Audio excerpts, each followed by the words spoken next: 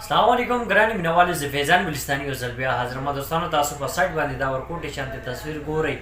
د جاوید فضا هغه تصویر دی او د چې دی نو دلته کې لګولې د خبره یې څه کړې ده زه د الله پاک ډېر زیات شکر ادا کوم چې نازي اقبال زما په نصیب کړه. نو دوستانو تاسو د دې هغه مخکینی هغه ویډیو به هم کتلي وي چې کوم کې چې دی نو جاوید فضا دا وایي چې زه نازي اقبال له چې دی نو طلاق ورکوم او نازي اقبال هم دا وایي چې دی نو زه په خوش اسلوبي سره دی نه طلاق اخلم او باقي زموږ ژوند به نه تېرېږي. هغې نه پس بیا چې دی نو دی یو ځای شوي دي چې یو ځای شوي نو دی طلاق خو ولې ورکړې ده خو حلالی نه ده کړې چې حلالی نه ده کړې نو په حرامه باندې ژوند تېروي. نو بیا دا خبره کړې زموږ د ماشومانو د ژوند خبره ده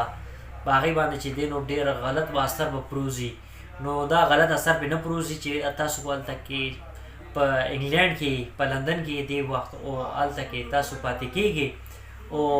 نکاح خو ستاسو هسې نه ده شوې چې کوم ستاسو نکاح شوه نو هغه خو ماته شوه تا خو والا طلاق ورکړی ده او نازي اقبال ته نه طلاق اخیستې ده نو هغې نه باوجود تاسو یو ځای یې. نو اوس جاوید فضا څه خبره کوي چې زه د الله ډېر شکر ادا کوم نو ډېر زیات شکر ادا کوي د الله پاک. نو اول دی ولا طلاق څه له ورکوړه چې طلاق دی ولا ورکړې ده نو بیا خو تا حلاله هم خو نه ده کړې که نه دا خو بالکل غلط کار دی. نو دوستانو تاسو په خپله سوچ وکئ د دی چې کوم دا ژوند دی دا په حرامو باندې تېرېږي چې حلاله یې کړې وی نو دی به دا راغلي به سوشل میډیا باندې به خبره کړې او اوس چې دی نو چې کوم کسان زموږ پسې خبرې کوي یا موږ ته ردې بدې وایي نو موږ حلاله کړې ده نو خبره به ختمه شوي خو نه چې دی نو د دی څه حلاله شوې ده او نه نور څه داسې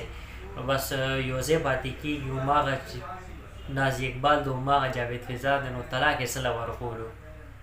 نو الله پاک دی داسې خلکو نه دی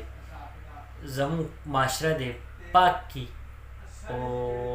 داسې چې دی نور مزید زموږ په ملک پاکستان کې یا زموږ چې دی په معاشره کې داسې کارونه دي نه کېږي. نو بس دوستانو زما دا میسج دا پیغام مو خپل دوستانو سره شیر کوم که ویډیو کې ما نه څه غلطي شوي نو زه بخښنه غواړم. انشاءالله ډېر زه تاسو سره به یو نوي ویډیو کې به ملاقات کیږي. د خپل ځان ډېر ډېر خیال ساتئ. د الله په امان والسلام.